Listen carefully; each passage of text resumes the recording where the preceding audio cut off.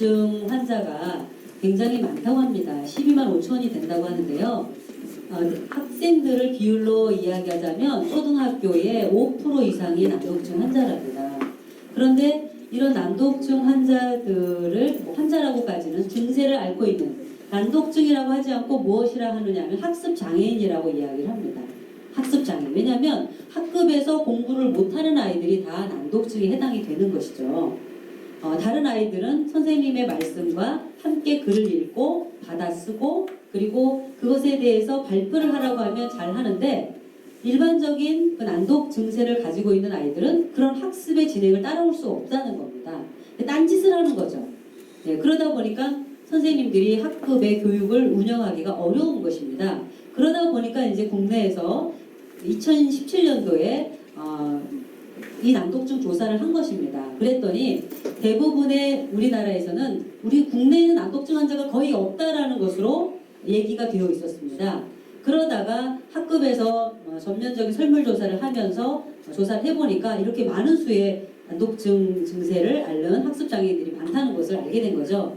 이제 부랴부랴 이제 난독증에 대해서 관심을 갖고 어떻게 이것을 해결하면 좋을까, 이것을 생각하는 그런 단계가 된 것입니다. 이미 유럽이나 미국에서는 오랜 세월 전부터 이 난독증에 대한 심각성을 알고 초등학교 3학년부터 조사를 해서 난독증 환자를, 난독증세를 개선시키는 집중적인 훈련을 초등학교 때 했다고 합니다. 그런데 초등학교 3학년에 시작을 해도 너무 어렵다는 것이죠. 그래서 초등학교 3학년이면 어지간한 어떤 학습의 기반은 다 바꿔져 있는 상태인데, 초등학교 3학년이 될 때까지 학습에 적응을 못하고 있다면 그 아이의 4학년, 5학년, 6학년은 다른 사람에 비해서 훨씬 더 뒤처지고 또 훨씬 더 어려운 학습의 문제를 겪게 될 것이다 라는 것입니다. 그래서 미국에서는 2학년, 1학년으로 줄이다가 지금은 유치원생으로부터 난독증 검사를 다 해서 그것을 극복시키고 수업에 전념하도록 그렇게 만들어준답니다. 그런데 우리나라는 지금 어떤 형태냐면 아직도 이 일이 벌어지지 않고 있다는 것이죠. 그래서 이런 일들을 함께 추진해 나갔으면 하는 마음으로 저희가 이 난독증 해결을 하기 위한 프로젝트를 함께 여러분들에게 제안을 하는 것입니다.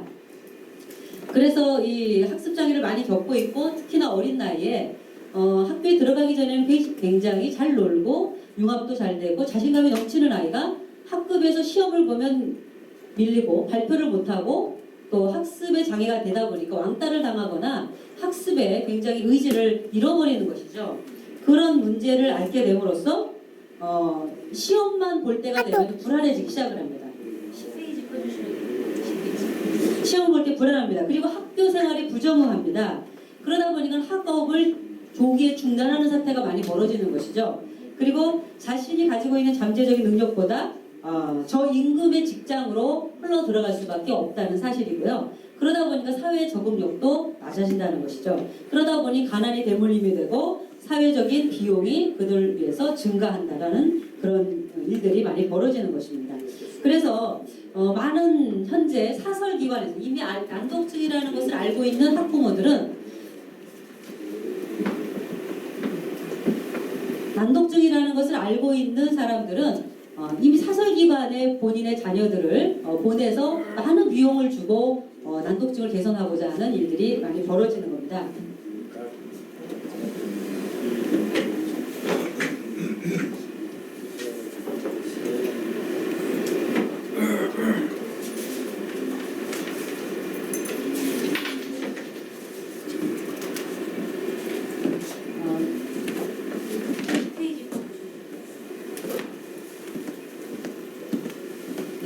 앞으로 한번 같이 보시죠. 네. 이런 부분인데요. 이 부분을 이제 함께 해결하고자 많은 그 사설 기관에서 돈을 들여서 극복을 하는 사태가 많이 벌어지는데, 제가 여러분 다 아시다시피 파나토스의 박병호 박사님을 제가 만났습니다. 만났더니 이 파나토스의 뉴로 피드백이라고 하는 시스템으로 뉴로 하모니라는 뇌 훈련 기구를 만들어내신 이 박 박사님께서 난독증도 자우대의 균형과 신경의 회로망을 확장시켜주면 극복할 수 있는 가능성이 높다라는 말씀을 해주신 겁니다.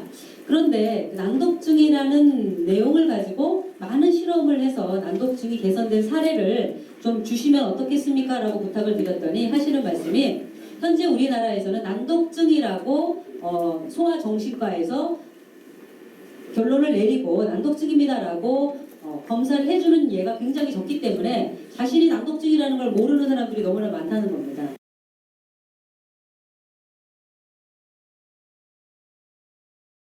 그리고 대부분 난독증이 ADHD나 ADD, 자폐증 이런 그 발달장애 이런 장애를 가진 아이들이 거의 같이 이 난독증 증세를 앓고 있기 때문에 난독증이라는 이름만 가지고서는 개선된 사례가 찾기가 어렵고 이러한 다른 사례 속에 묻혀있기 때문에 정말 난독증만 가지고 개선이 됐다라는 얘기를 하기는 어렵다 이렇게 얘기를 하셨습니다. 그러다 보니까 현재 우리나라에 난독증 환자가 많이 표출되고 있지 않는 것이죠.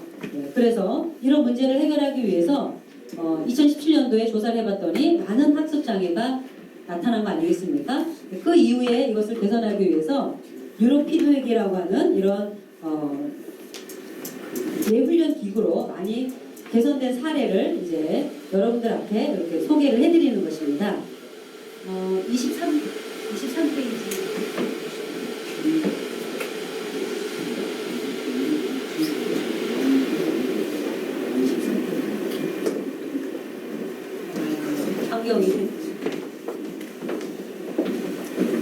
나중에 이 난독증에 대해서 여러분들이 이제 관심이 있으시다면 이 내용을 저희가 여러분들에게 드리겠습니다만은 이 뉴로피드백이라고 하는 뇌훈련 기구로 3, 4개월 계속 훈련을 한 결과 굉장히 많은 안정된 사례가 나타나게 되고 그럼 어떻게 이거를 표현하고 아느냐 봤더니 일기를 쓰는 아이들의 그 일기장을 보면 글씨가 들락날락 삐뚤빼뚤 아주 보기가 사납죠. 그런데 3개월, 4개월 훈련을 하고 난 이후에 글씨 자체가 안정이 되고 단어가 정갈하면서 모든 표현 능력이 상승되는 것을 많이 느끼고 그런 사례를 많이 발표를 했습니다.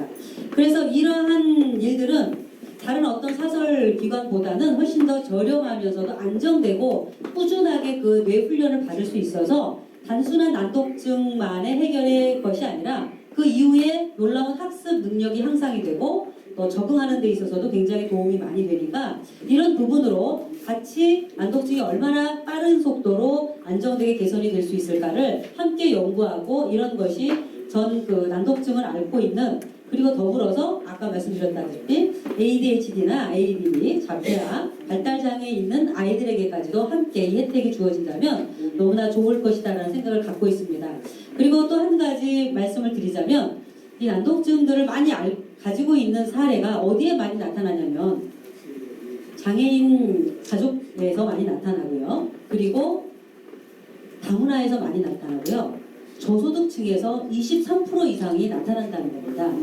그래서 일반적인 가정에서는 많이 나타나지 않고 많이 나타나더라도 조기에 발견이 되어서 빨리빨리 해결이 되는데 그러한 다문화 가정이나 저소득층 가정이나 또 이렇게 장애인 가정은 빨리 해결이 되지 않는다는 얘기죠. 그래서 이런 부분들이 빨리 해결이 되어서 개선이 될 수 있도록 저희가 연구를 하고 그 연구문들이 지자체나 또 교육부나 이런 곳에 이것이 소식이 알려지면 더 많은 학생들에게 이런 혜택이 주어질 수 있지 않을까 해서 저희가 이 연구소를 건립을 해서 많은 그 사례들을 모집을 하고 이것을 통해서 사회운동 그리고 교육계에 빨리 지원이 되어서 많은 학생들이 조기에 그 교육에 빨리 집중할 수 있도록 그렇게 하는 시스템을 만들어가고자 하는 것이 대한장애인신문 2019년 프로젝트 중에 한 가지 난독증 개선 사업입니다.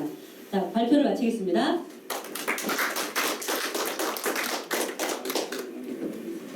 수고하셨습니다. 네. 난독증이 이렇게